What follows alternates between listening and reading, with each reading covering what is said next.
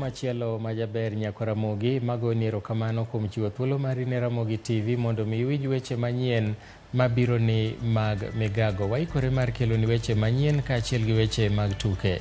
Kapok wadhi nyime, wawinjane mago mawamiyo pek. Doho mamalo mogik owito oko bura mane kwedo chik mar omenda ma higa 2023 mane seneta Okiya Omtata Gilange ochwalo. Tuko na shughuli ambayo tutaangazia haswa upanzi wa miwa na maslahi ya wakulima ambayo pia imekuwa duni sana. Governors mawuok e gwenge mipidhe niang' obago romo mokwongo mar twak ewi chiro sekta ma sukari. For the foregoing reasons, I'm satisfied that the state have made out a case to justify the continued detention of the respondents. I will allow the motion and order that the respondents be detained at Kisumu Central Police Station. Doma Kisumu otuono rambu na chije adek mitudo gi kwalo mo kokale dagmo mar Kenya Pipeline.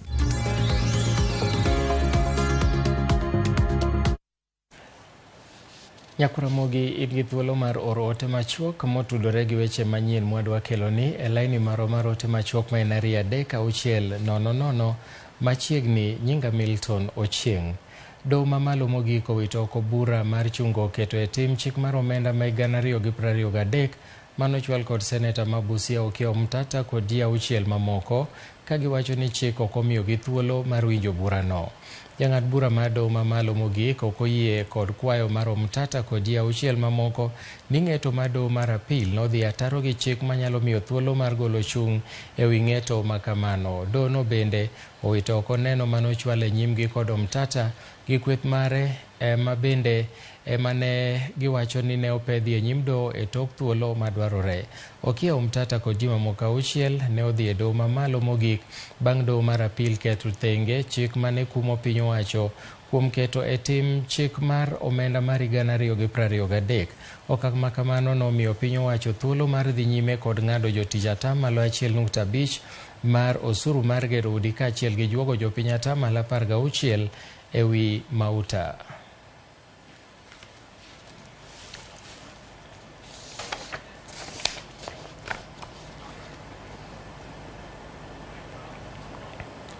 Duond bura mar ODM otimo lokruok ne telo mag duond burano kokale andika mor ne ute mag fwambo weche gi jaloso e lo ODM Philip Etale. Jalup jakom koro en Simba Arati kokaw kar Janet Ong'era. Jalup jagoro maduong' en Catherine Omanyo makoro kaw kar Florence Mutua. Eka jalup jagoro matayo chenro en Caleb Amisi makoro kaw thuolo mar Zuleka Hassan. Fatma Masito koro en jalup jakeno kodonje apis mar Olga Karani. Elsie Mohanda bende koro donje apisi mar Justus Kizito kaka jagoro mar arita. Seneta ma Migori Eddie Okech e jagoro mar reso ngima oganda e kinde masiche.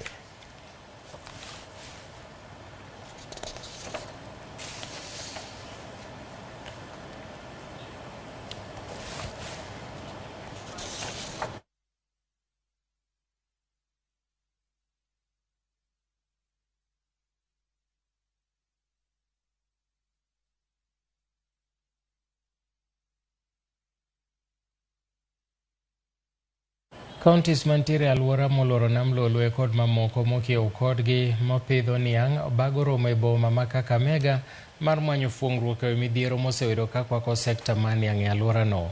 Fernandes Baraza madhi bedo wuon welo owacho ni sirikal mamalo kod mago ma counties dhi tiyo kanyakla mar neno ni midhiero ma jopur oseyudo kakale ochope giko mare. Romono en mandala 2. Na magovernors ambao wanakuja kesho ni magovernors 15. Tuko na wale wa LREP ambao ni 14 na pia governor wa Kwale ambao wanapanda pia miwa ameconfirm atakuja hivi kesho. Pia waziri wetu wa kilimo ambaye ni Mithika Nduri atakuja. Speaker wetu wa National Assembly ambaye ni Mheshimiwa Moses Wetangula, yeye ndiye atakuwa keynote speaker. Alafu siku ya Jumamosi kutakuwa na Prime Cabinet Secretary ambaye ni pia ni kijana wetu hapa Musalia Mudavadi atakuwa anafunga kikao hicho. Mambo ambayo tutajadili kesho, najua rais aliongelea juu ya kutupilia mbali madeni ambayo imekumba kampuni zetu. Pia tuko na shughuli ambayo tutaangazia haswa upanzi wa miwa na maslahi ya wakulima ambayo pia imekuwa duni sana. Kutakuwa pia na kongamano likiongelea juu ya bei ya sukari, pricing, na pia tutaleta watafiti ili waweze pia kutuambia ni lipi ambalo nitakana tufanye kama viongozi hapa mkoa wa Magharibi ili kuinua sekta ya uchumi ya miwa. Migago maok mar piny owacho mong'ere kaka Stipa mosebedo ka chwalo sir ne weche mag pur mag kothe mopogore opogore ka gimakore kod migepe mamoko moting'o nyaka mag piny owacho obago romo kod jopur mawuok Siaya, Kisumu to gi Homa Bay e sub county ma Seme e county ma Kisumu. Romono en matiego jopur ewi yore ma ginyalo medo godo ndhadhu ne gigo magipuro mondo mi ginyal medo yuto magi e sechegi ma bende nengo mar ngima medo mana ridore pacho ka. Ma rien kaluwore gi rochruok mosebedo yore mag pur kokalo kuom midhiero mag lokruok mar futo mar yamo e kor lwasi. Watudore achiel kachiel gi jafwambo marwa Millicent Adhiambo mantiere gwenge ma Seme. Millicent, inyalo nyisowa ni to chokruok ma kama timore kama nade, to gin jotelo mage ma kamoro oyuoro mopogore gi jotelo mag Stipa? Achiel kachiel kwawuok e laro mar ruoth morito alwora niendi e sub county ma Seme, ma bende wadwani watwag kod jokanyo mawuok e migawo ma ong'ere kaka Stipa, ma bende osebedo ka chwalo kony kod sir ne jopur mag kothe mopogore opogore e gwenge mawuok Kisumu, Siaya kod Homa Bay mondo mi ginyal yudo tiegruok ewi kaka ginyalo medo ndhadho ne kothe gigo mopogore opogore ka odiochieng' ma kawuono gimiyo pek weche mag pidho bel kaachiel kod pith mar gweno. An kaendi gi jatelo mar Stipa ma bende wuok kanyo kaka jakanyo ma bende ang' nachak kode kaachiel kod japur kod ng'ano ma bende owuok e tend county ma Kisumu mondo ginyiswa ni to ere kaka gitiyo kanyakla neno ni chenro ma kamaendi ochopo kare. Machiegni ahinya abro chako kodi king'iyo na kamera, ichakna gi nyingi mondo inyisa ni kaka jatelo ma bende ng'iyo kaka weche mag migawo ma Stipa osebedo ka ringo e konyo jopur e yore mopogore opogore. Odiochieng' kawuono ukelo ne jopur romo ma bende idendo gi kizungu ni Farmers Field Day e gwenge ma Seme kaendi. Kawuono ung'i ang'o matut kata gik mage ma utwage, ang'o momiyo umiyo pek weche mag puro bel kaachiel kod pith mar gweno? Machiegni. Erokamano, iluonga ni Pamela Opiyo. Kaka osewacha tiyo Stipa ne team leader. Watiyo e wach value chains ariyo miluongo ni sorghum value chain to kod poultry value chain. Sorghum kaeri watemo promote bel marachar to kod moro marabuor iluongo ni seredo. Gimomiyo wadonje magi okonywa mokwongo gi European Union through Calro and Agrify project ma osemiyowa pesa mondo watigo gi jopur. To gini nobiro nikech jowa kech kayo. Koro achiel kuom gima wadwaro en ni nutrition obed maber, ji ochiem maber. Nyocha uneno ka ji ywak kata ndara, ji timo demonstration nikech chiemo ne onge, cham onge, to mantie to nengo gi tek. Koro wadwaro mondo nutrition obed maber. Wadwaro mondo ji ong'i gi wach mar pidho bel. Wadwaro ni mondo ji oyud omuom e ofuko.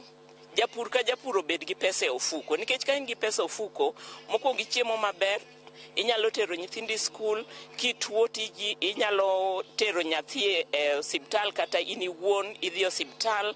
Bas bende sani Kenya wakaeri employment onge, tich onge. Value chain mari gwen to kod mari bel nyalo lokre ni tich. Tinde watimo gimoro miluongo na agribusiness. Ok onego watia tia maweth joka nyanam. Waweuru dhi e tich mar puodho mitema. Stipa puonjo jopur kendo wadwaro ni mondo jopur opur pur malach, pur ma ginyalo yude gimoro. Emomiyo wakawo gini matek. Omiyo odiochieng' ma kawuono wabiro mondo wabed gi jopur ma watiyo gago pile mondo wane gik wasebedo kwatimo, wanyisi. Ok tima tiling. Wadwaro mondo wanyisi, wachop kuom jomoko. Kawuono wane gweng' kaeri, ji mang'eny obiro kata kurango chien ubro yudo mondo gine gik mitimo go bel. Sani gimoro value addition. Kitimo agribusiness, bel waseng'eyo ni ng'enyne ichamo gago mana kuon. To sani waseyudo yore mopogore opogore mag tiyo gi bel. bel tedo chapat, bel itedo go samosa, bel iloso go stew, bel itedo go mandas, to maduong' bel jo East African malting bende nitie gi kaka ginyalo nyiewo bel. Koro watudo farmers gi market kaka jo East African malting company. Koro wan kod gi arrangement ma ka jo farmers osepuro bel to you assure gi market. Ok ibilalo market. Kiweyo market ma kawaida ma idhi chiro mbero, idhi kombewa kaeri, idhi East Africa malting wantiego kata kawuono gin kaeri mondo gilos gi jopur. Sani gimanyicho osebedo ka chando jopur en ni nengo odwa pogre gi ma giuse chirni sani. Nitiere wach moro kaendi ma bende kana loso gi jopur moko to giwacho ni gima duoko piny weche mag pur en ni jolony e wi weche mag pur onge moromo manyalo miyo gi tiegruok ewi kaka ginyalo ng'eyo ni to sani owinjo pidh ang'o, gini kopidhe to owinjo olose yo mane mondo mi okel yuto, kata kit lowo ma ng'ato owinjo bed ni tiyo godo e pith en mane, manyiwa mane mowinjo bed ni tiyo godo e lobno, kamano. Mae uwachan koro wantie gi jomotiegi e wach mar pur nieri, maka wachako bedo gi jopur to waluongo jowa stipa luongo wantie gi jomotiegi, koro gidhi to giloso training to watiyo kata gi migepe partners mopogre, watiyo gi jo county ma bende nitie gi agriculture nikech bende project mek organization rumo to for sustainability ka chieng' moro pesa orumo ma jo agrify omiyowa to jo county bro dong to dhi kodgi mbele, koro watiyo kodgi kamoro achiel. Pero kamano ahinya abro teri achiel kachiel ir nyaka ja county mondo mi ginyiswa ni to gin to kaka jo county how do they come in, how do you come in as the county government to at least support Stipa and the farmers to make sure that this project is achieved in one way or the other? Look at the camera and start with your name. Kwa majina mimi naitwa Evans Yosindi, Water Agriculture Officer North Seme. Stipa as a stakeholder to the Minister of Agriculture. Tunakaa pamoja kama wasikadau. Tunaweka pa wakulima wawe pamoja kwa groups. And then tunawafundisha njia ya kuachieve. And then we train them vile wanafanya kazi ya they go and do for market research first of all before they come and produce. Wasikadao wakikuja hapa kwa Ministry of Agriculture, we work together. Hapo zamani hatukukuwa na Ministry of Agriculture ilikuwa inafanya kazi peke yake. Wakati wasikadao waliingilia, tukaanza kufanya kazi pamoja kwa njia ya kuimprove food security kwa wakulima wetu. Sasa hii organization ikifundisha na ikimaliza wakitoka wakienda, sisi tunachukulia hapo, tunaendelea kufundisha wakulima waendelee for sustainability, waendelee ku produce, and then we overcome this in food security. Thank you so much. Machiegni kaka japur, chenro ni osebedo kadhi nyime kod osebedo kokonyo e yo achiel kata e yo manichielo. Ere kaka useyudo konyruok kotenore kod weche mabende Stipa ka achiel kod migepe mopogore okelonu? An iluonga ni John Odero e Asia County to Asia County to maduong' ahinya wach mapurni jo Stipa osebedo ka otho kodwa yo makare. Puonj mosebedo ka yudo kod Stipa osekonyowa ahinya, especially yore mag puro bel.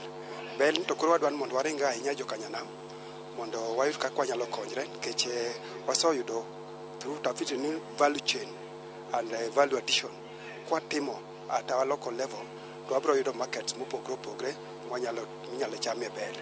Kuom mano ago erokamano ne jo Stipa kaka osebedo ka konyre kodwa to county governments ma wan go wadwan mondo koro wamakre kaachiel mondo wane kaka nyalo kony farmers Weche puro kosebedo kadhi maber pacho kaendi to kaka jopur ero jostipo osebedo kabiro konyo kaka owinjore kata kaka yore ma udwaro mondo mi los weche pur mondo weche odhi maber mondo jiw e ting'o malo chumi ma pacho ka. Iparo nade ni ang'o minyalo tim kaka japur e jiwo weche gi mondo kata bedo ni stipa biro nu konyo kwayo mani ma pod godo gigo mure mo gin mag gigo ma so yudo kore mo in fact kaka wadwaro kaka watimo large scale to bare no wabro dwaro puothe madongo manyalo time gini to mano wanyalo na yudo gi kwalure kwa makre gi county government mondo wane kaka wanyalo secure puothe mwanyalo pure in a big way mabro konyo wa yuto mamalo. Bende usebedo kod jolony ma iluongo ga ni farm extension providers ma bende biro piny kaendi loso gi japur mani piny e yore ma ginyalo luwo makare mar timo pur mondo mi chiemo nyaki. Adiera makende kaka sani wan go farm extension officers ma bende tiyo kodwa yore mag lony mag pur manyasani. Omiyo kuom mano wago erokamano ne county governments gi sama wuoyeni. Mana kamano Milton, mago e weche mawuok e odiochieng' ma kawuono bende riwruok kata migawo mar stipa onyalo neno ni gitengo odiochieng'ni maromo gi jopur mopogore mowuok e gwengewa ma Nyanza kaendi mondo ginyal tegogi e yore ma ginyalo puro ka gimiyo pek weche bel gine kaka ginyalo medo ndhadhu ne bel mondo konygi kata med yuto margi e seche ma bende waneno ka piny bende medo ridore ka ngima medo dhi malo. Ka kamano kionge penjo moro amora duoko ni e studio idhi nyime kod weche ma medo tuche mesa mar weche mar RAMOGI TV. Milton Ankuomi. Erokamano Jamil Sent akowuok e kaunti ma Kisumu. Wadhi nyime kama wayudo ni ogai mar Azimio Raila Odinga kawuono chopo e kaunti ma Migori kumodhi bagi romo kod jokanyo mag ODM ka bang'e to dhi twak gi jopiny Migori Bus Park. George Juma ni Migori kendo koro sani watudore kode achiel kachiel. George Juma kapo ni nyalo winja tinyalo nyisowa ni to gin ang'o giri migeno ni moluor Raila Odinga bro lose e seche mobro twak gi jopiny e kaunti ma Migori.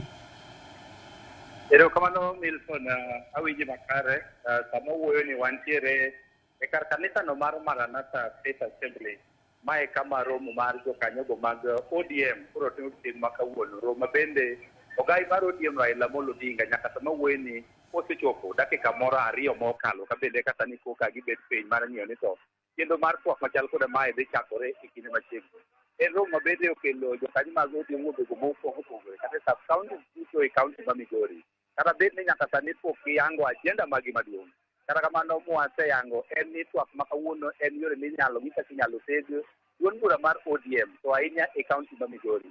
Inyalo paro ka kinde mar juma achiel mokalo jokanyo mag ODM ka otelne kod jakom mar ODM John Mbadi ne tijego mag nyatike kama ne giwuoyo ni ber mondo koro teg party no mar ODM ka bende giwacho ni duond bura mar ODM pod otegno to ahinya gwego mag Nyanza mane giwacho ni paro mosebedo ka dhi nyime ne UDA sana donjo gwego mag Nyanza en mano mosebedo ka gikwero ka bende igeno ni twak ma kawuono dhi ng'iyo ni to bende okenge mag bende duond mar ODM nyalo goyo to ahinya mar tego party mar ODM. Biwaseneno kaunti biro kenti yo koni gi koni king'iyo sab kaunti no Marongo nitiere yo mosebedo e kind jokanyo mag ODM ma bende ne sama wuoyni apises mag party mar ODM gin ariyo nitie ma otel kod kweth ma jokanyo ma be otelne kod Jono Sinda kod ma otelne kod Max Olorina kaka jakomari ka bende igeno ni mag achiel kuom gigo eko bende romo machal koda mae dhi keto e lela ni to ere kaka inyalo tiek bende yore mosebedo e moko kuom kuondego makata mag sub county to ahinya e telo mar ODM ka bende bang' twak machal koda mae bende igeno ni chakore Odinga kaachiel kod welo mopogore bende igeno ni koro dhie e kar chulo mar geche kata bus park ma Migori kama bende gidhi bedo kod thuolo mar wuoyo kod jopiny to ahinya e weche mopogore ma oting'o mano mar siasa. Nyaka sani Milton koro pod wago tacha mar ng'iyo ni to e kinde twak machal koda mae ang'o madhi wuok kae ka otende kod ahinya wechego mag party mar ODM kaka moko keliekonwa ni mano e ajenda margi maduong' bende nyaka sani koro gidwa ni mondo koro gitwage e odiochieng' ma kawuono koro pod wan ka mar ng'iyo mathoth kendo biro miyi mathoth ka otende kod machal koda mae kaachiel kod mano madhi timore e bus park ma Migori odiochieng' ma kawuono.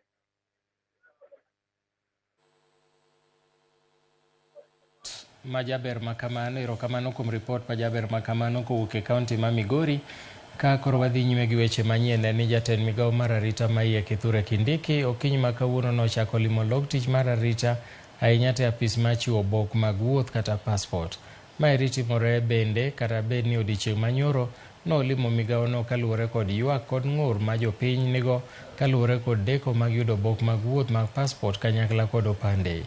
Kindiki nosingo mar luoko apisino kendo neno ni jo Kenya duto yudo obokgo e sama dwarore.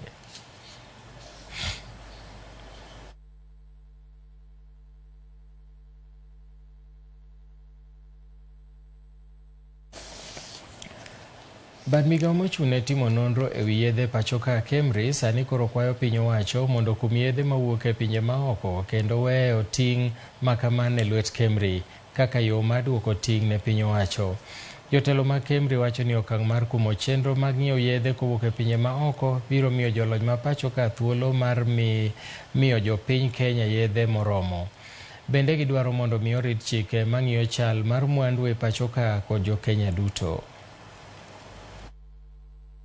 80 to 90% of drugs that are being used, or pharmaceuticals used in Kenya, are imported. This is not a good state of affairs because it's not sustainable. And again, we have to put in a lot of foreign exchange to be able to import these particular medications. So here, we are working in Kenya to see that we can save the country from that. The moment we get these products, we need a market to be sold within Kenya and within the region, because it will not help if we are making products and then a product is brought from another country to Kenya to compete with ours. So we need protection. We have the products, the one we have, please protect us so that we don't have competition from outside on the same product we are producing.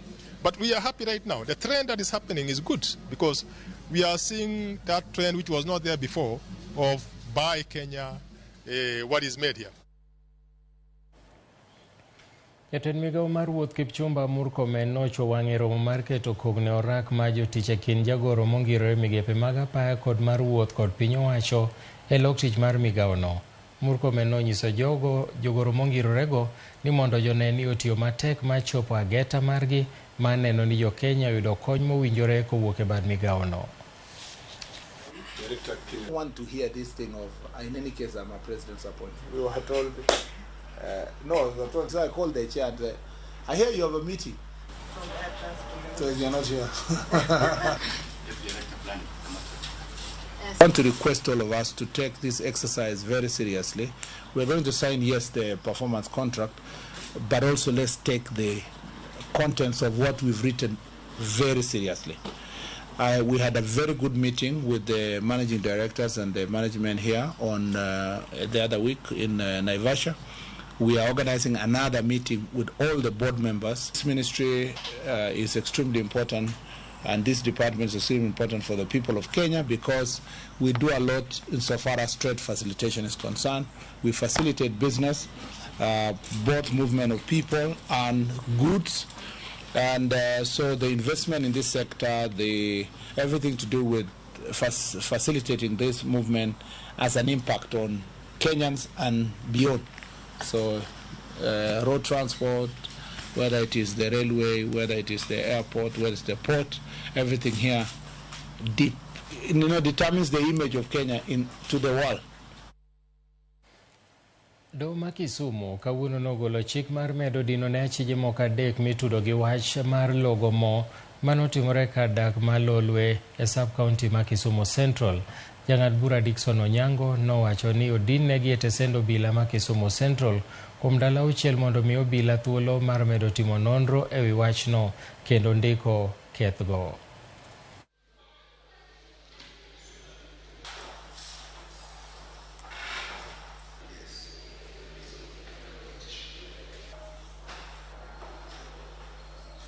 The police complete investigations.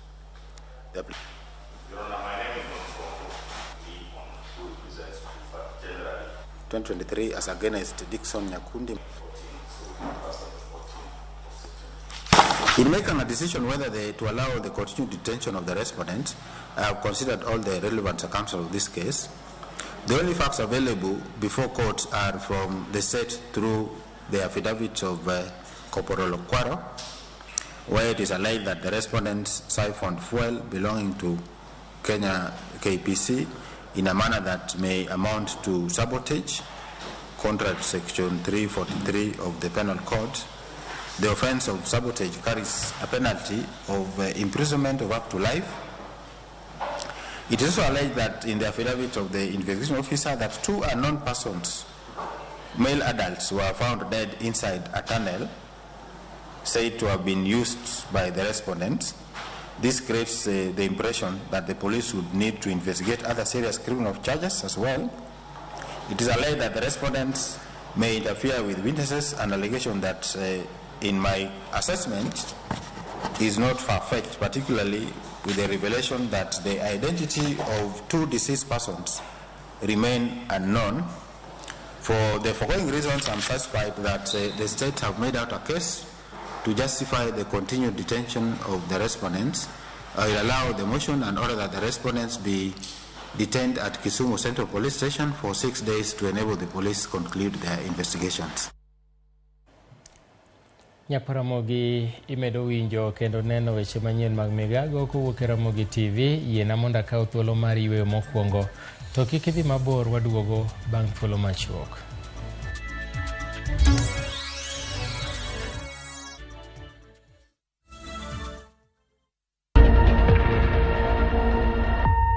Obed paw siasa, ohala, telo, thieth, jiwo ratich oganda kata mana somo.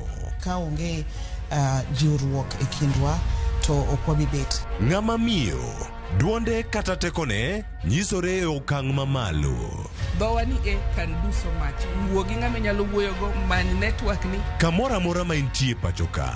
Mine osekelo dongruok mathoth e pewe magimako, kendo lony margi kelo lokruok mathoth. Asementa ji moromo kendo I'm very proud of that. Winj lony, jip kod puonj magichiwo. Gimoro amora midwa timo tim gi tekoni te gi chunyi te, nikech mano kende e yo minyalo dongori godo motegno. Ngeso ka ngeso e chenro mar Mine Wacho kod Jaelieta.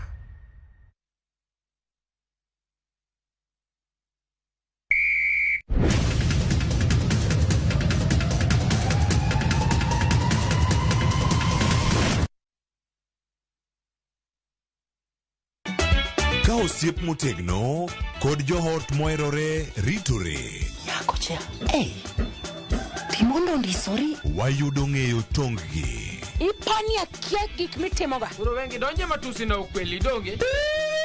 Yud mor e ngimani kokalo e gik matindo.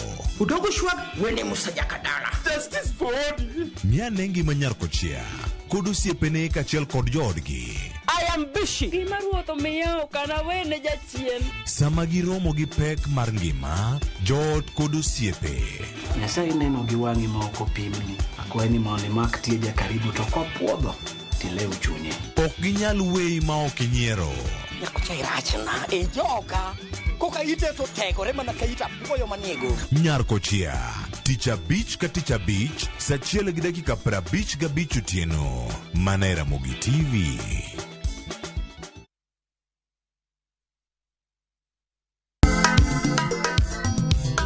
Ma e chenro makelo ni danji malie.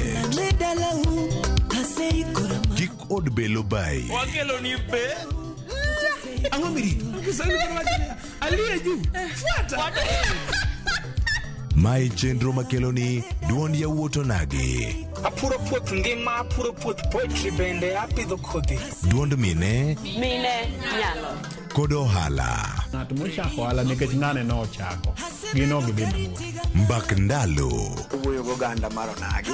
Kajiwo gi kik gibedi gi luoro. Kod Stella Brenda, Lin Ramogi. Kod DJ Kolo. Wuok tich nyaka tich abich, saa 8 odiochieng' nyaka saa 10 odhiambo. Mana e RAMOGI TV.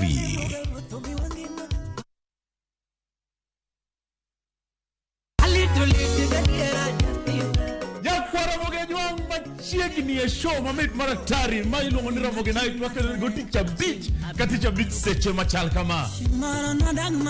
Ka in jahera mar luo benga kata ajawa wakelo ni ngolo mobedo piny ma yweyo mana mo. Lungani Kolo Kolo instrumental kaberni be inyalo lungani Boy Handsome within and without. Boy Handsome moment away aroji bed and breakfast sama pekni tilungani ngenja the entertainer. Kaka pile nyapara mogejo wawacho ni Kete Manaka. Ramogi Night, Teacher Beach ka Teacher Beach, Sangwen Otieno.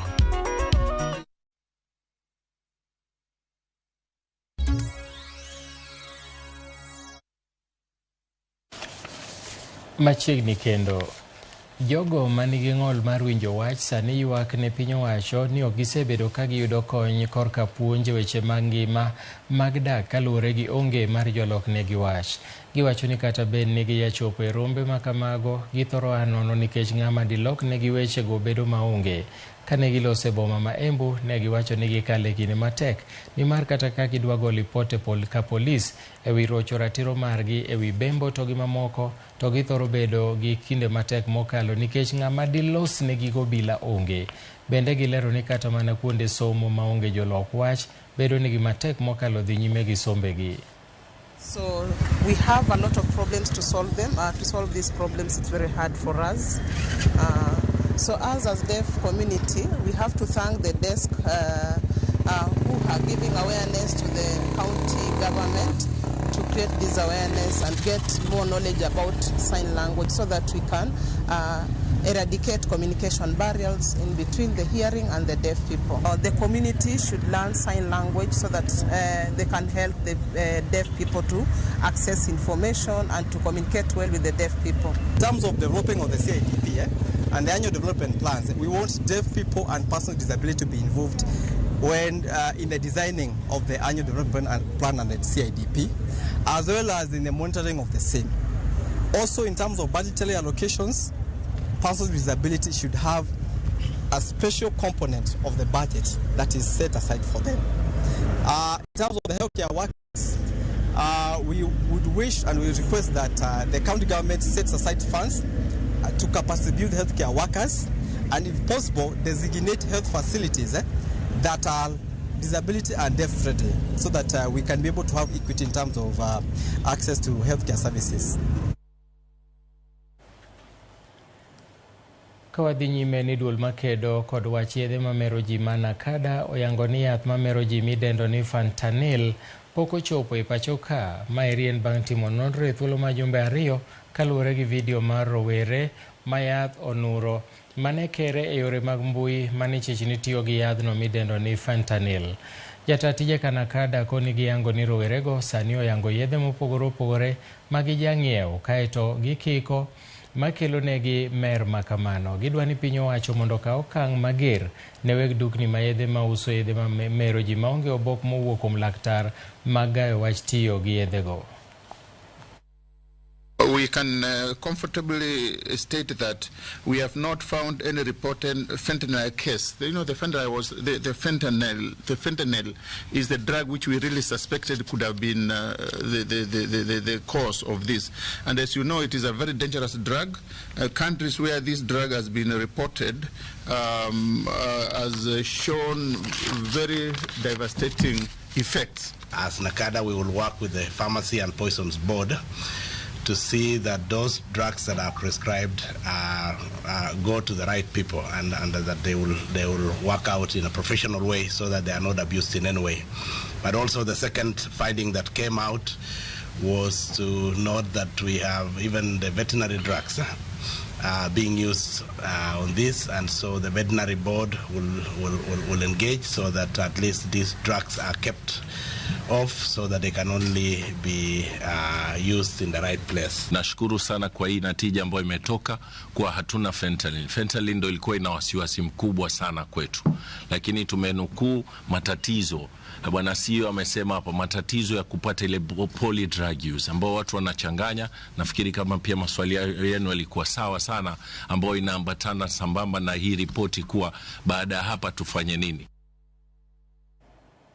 Gwandruok dhi nyime kind jotelo maduong' bura mar UDA kod jowadi mag Ford Kenya e kaunti ma Bungoma kaluwore gi weche manye jagoro maduong' mar UDA Cleopas Malala ne dwaro ni mondo mi owuo oko duond buche mag riwruok mar Kenya Kwanza.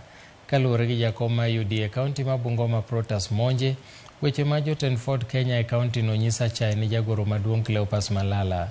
Jotelo go bendo lieko ni ywaruok ma kamano obiro kaluwore go okang' mar gavana machon mar kaunti no Wycliffe Wamangati dar kendo donjo e duond bura mar UDA. Yes.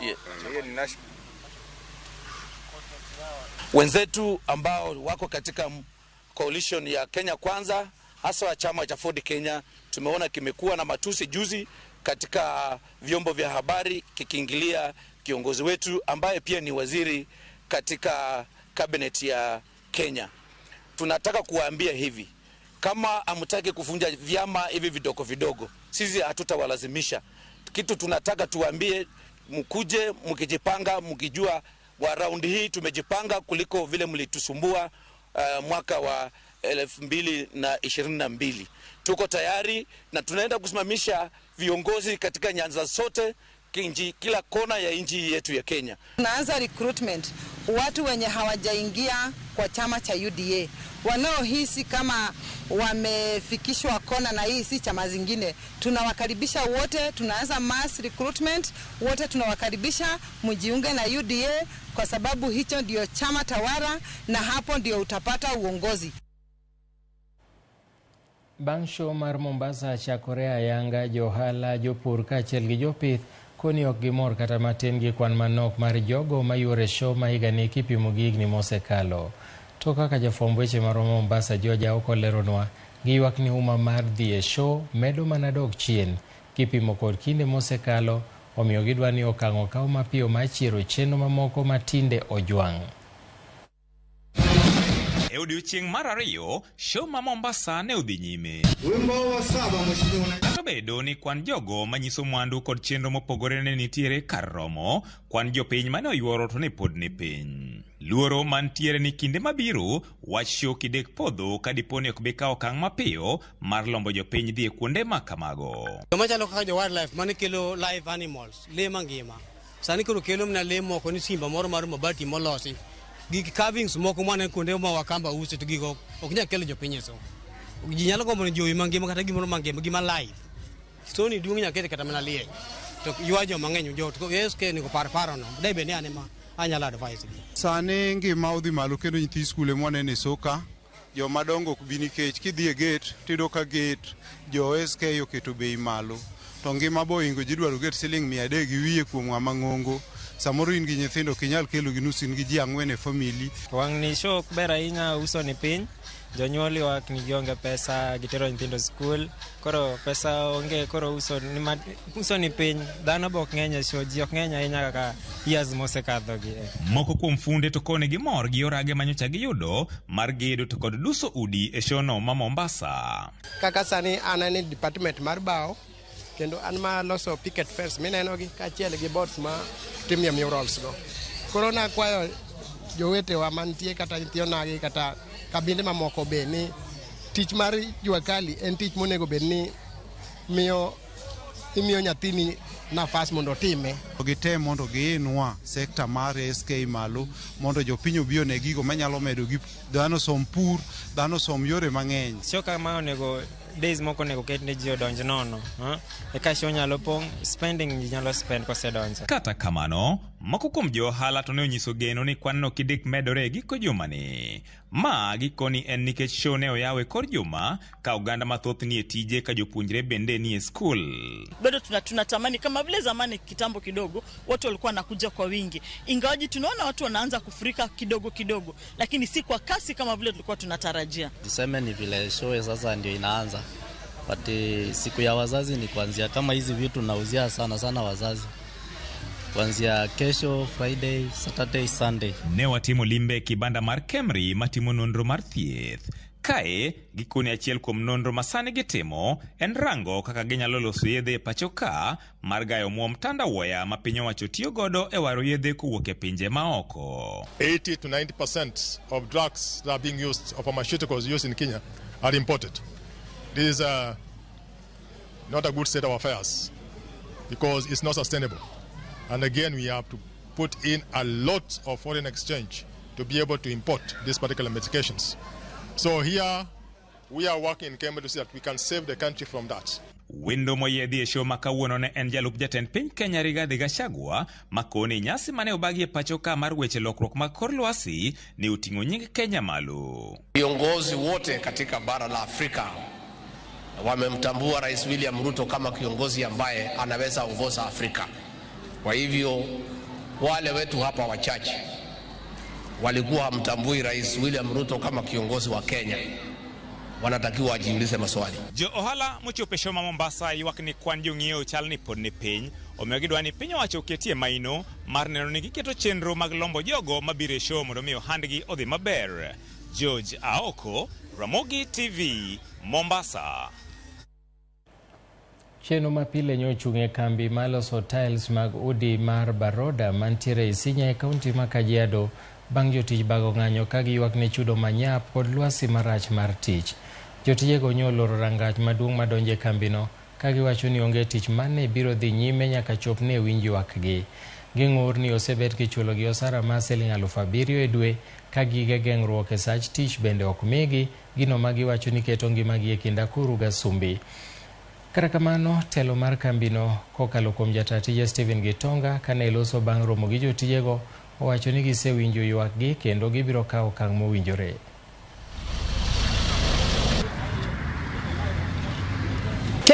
Wanaandika 10,000 payslip but you are going to receive 7,000, 6,000. Ukipiga absent moja hata kama umegonjeka wanakukata unapata 4,000 na unalipa nyumba 2,000, chakula 2,000. Tunakuwa tunacheza tu hiyo game. We are not going anywhere. Safety. Mtu unaweza umia unakatwa kidole, kuna watu wengi hapa wana vidole. Ukikatwa kidole wewe ndio unaenda kujilipia na ukijaribu hata kurudi huku umepona unaambiwa just to go back. Facilities hapa hakuna. Mtu mmoja wenu sasa akiumia hata dawa ya kichwa uwezi para. Kwani ni kampuni gani? Ya pili, kuna department sasa inahitaji protect these things equipment kama clinic. Hapo ni uko high heat of 11,000 and above. Unaweza stay 11 12 hours hapo mniambie huyo mtu atakuwa sawa. Unalala unaingia kasi saa 2. Unatoka saa 2 ya asubuhi. Are you a real person? Achije adeko maki kitudo kod bedo gi kweth malogo mauta mowuok e odundu mar kambi mar Kenya Pipeline Kisumu. Achijego maki bang' kanyocha nogono bur moro miloge mauta e kadak malolwe kendo nonro dhi nyime ka penjo maduong' en kaka kuo makamano nochakore kendo kaka ne time. Millicent Adhiambo gi mathoth. Ma en kalore kod nonro manyocha itimo bang' obila kod jopiny fwenyo ni nitie kaka achuth moro ne othedho kendo chomo odundu mar logo mauta kochomo dalane nyaka itangi mar dagtaka kowuok e odundu mar kambi mar mauta Kenya Pipeline. Wach makamano fwenyore tok mautago ne muomo kod teko modhuro kendo chako mol oko otieno mane piny orugodo chieng' tich ariyo jumane gino mane oweyo ka jopiny moko ne logo mautano mong'ere kod nying mar super nyowuoyo. Bang' obila ne chopo kanyo kendo yudo ka weg dalano ne oseyuyo ng'wech mandachgi ok nen. Ne gichako timo nonro matut ewi kuo mar mautano kendo achije adek sani koro osendhi mana kaka ilero kod osipidi ma Kisumu Central Peter Mulai. Tulishika watu 3 ambao walipelekwa jana kotini na tulipata miili 2 ambazo zilikuwa zimekufia hapo ndani na zote tumepeleka Jaramogi Oginga Odinga mochari ikingoja kuwa identified na pia ikingoja kuwa kufanyiwa postmortem to ascertain exactly the cause of death. Hiyo kesi bado inaendelea na uchunguzi. Ni ile kitu tunataka kuambia wananchi ni kwamba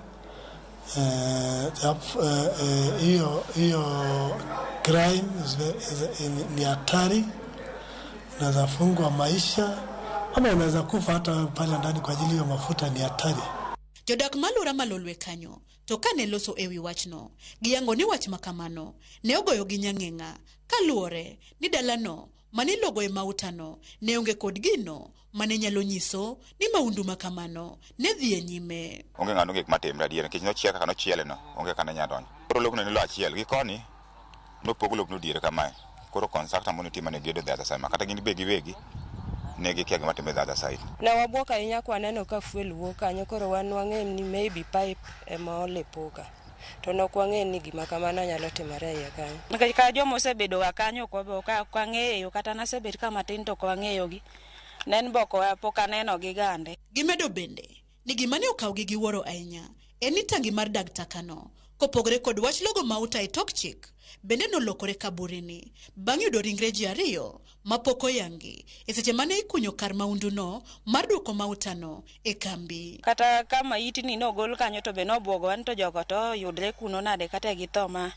ang'o mokelo thogi ne iye kuno ke wang'e maler nyaka sani mondo ing'e puonj kan mafuta nitie is not easy for the people who have experience about these things and this is not the first time kata pan kata kijana motho jende mothogi okafan mamargi lakini makore ndalagi mar prangweno sochopo e seche manono pod dhi nyime ringre ji ariyogo mane ude dag takano ne oseter kar kano ringre ma Jaramogi kama girito e bero achudhi adek mane osendhigo igeno ni biro chwal e nyim doho bang' ka jang'ad bura maduong' Chief Magistrate Dickson Onyango osebiro puodho andika mar obila mochung' ne nonrono madwaro mondo odinne achijego kuom ndalo 14 mondo konygi e timo nonro kapok orang buchgi kendo ng'adnegi bura. Bende achich machielo ma itudo kod maunduno mar logo mauta e tok chik pod nitie ng'wej pondo kuma obila pod luwo ndache. Millicent Adhiambo, Ramogi TV, Kisumu County.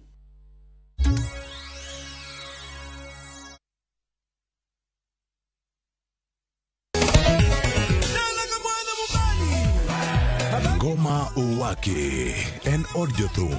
Ngoma Owake akelo ni mix mofwe.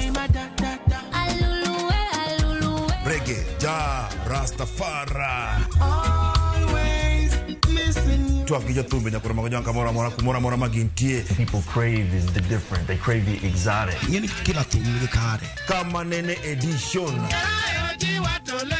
Benga kaluka Cha beach nyakura magajwang sukus kamwati memana kama Kitemana ngoma wake nyinga en Papa Vike Wuktich tichario tichadek tichangwe tichabich sapar gidaka paga beach nyaka sapaga rio warom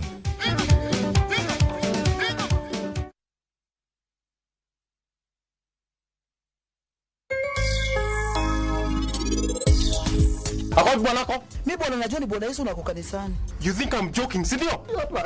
Hapana. Wewe Sylvia. Okauso Sylvia. Unaweza niita matope. Toga nudumu ni kongoi. Okadwa weche mang'eny manyalo duoka e jela winjo. Hapana. This girite amose budone yuto. Yero pesa. Wanyawa kende maluru. Mayo! Mrefu kutoka hapa hadi Juba hata kurudi. Urembo wake ni bwana.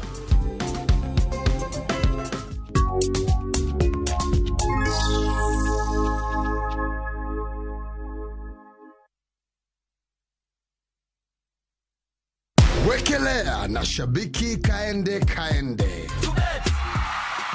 Nilikuwa nafikiri Mungu ataniita kabla sijapokea pesa kama hizi. Jina langu ni John Kisaka Mangwari na mimi nakaa upande ya Dagureti. Nashughulika na mambo ya kanisa kwa wingi. Nilipigwa simu nilijisikia kama nimekuwa kijana, naruka, nafunga mlango naenda huko na huko na chini kaamini Mungu ni ukweli. Kitu ya kwanza nitatoa pasenti ya kanisa. Nilikuwa na ahidi mitambo yao si mzuri. Na ingine nitakuwa nikikula kachai kadogo. Kiasi hiki kitu ni ukweli. Wekelea na 50 bob pekee for a chance ya kuomoka na 500k. Lazima kaende, yende kila wiki. Minadai wote twenda hivi. Not for persons under the age of 18. Shabiki.com is authorized and regulated by BCLB under license number 416.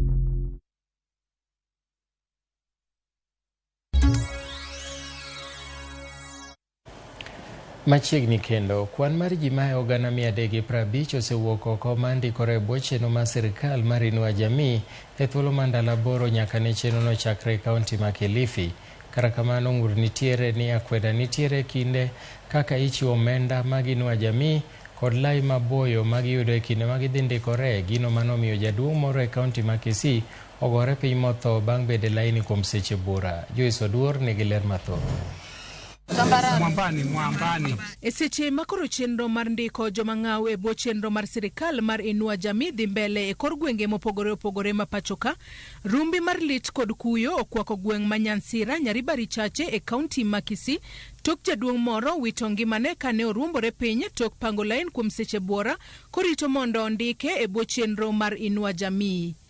Jaduong' James Momanyi Mosoto ma jahigni 72 noruombore piny chieng' tich adek e apise mag Keumbu kama norito mondo ondikre gino mane okelo buok maduong' ne anyuola mare. Hiyo mzee alikuwa anasika chini, lakini mtu mwingine akapita ndio akamfanya akaanguka chini kwenda nyuma.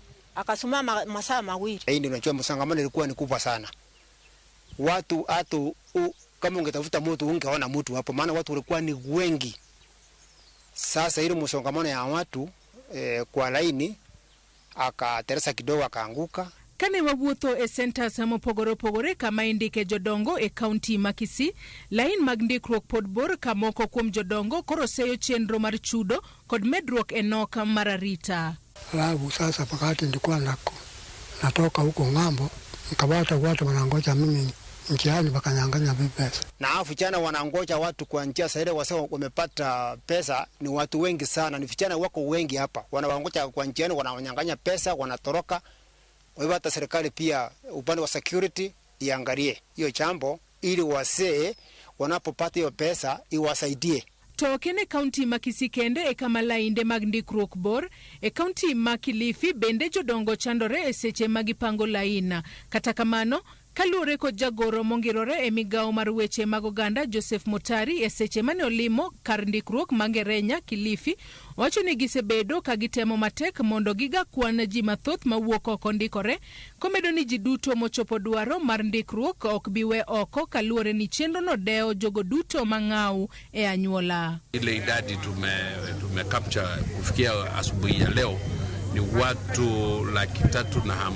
356,500 katika Jamhuri ya Kenya. Target yetu ukiona ni 500,000.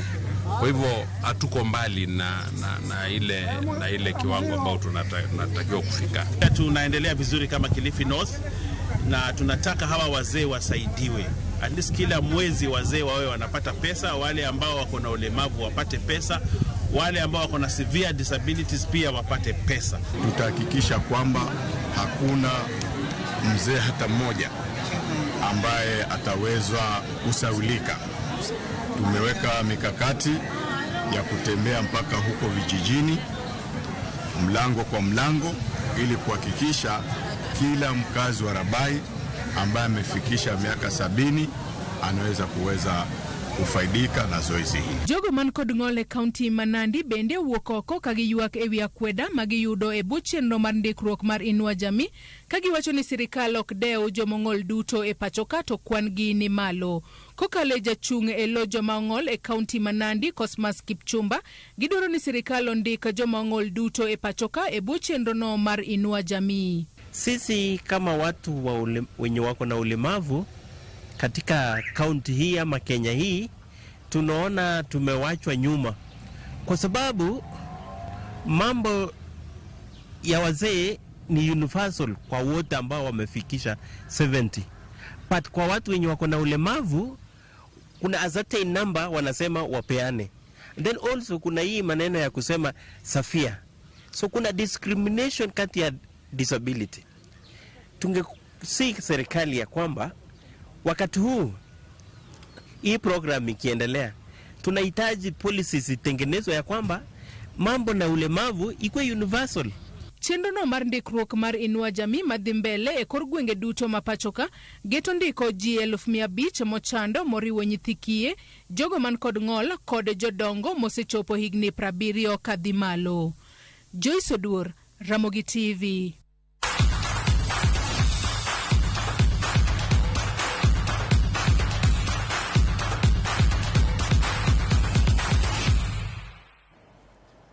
Weche mag tuke ni tim mar Harambee Stars nyolo tim mar Qatar manegin jobag. Weche mag tuke ni tim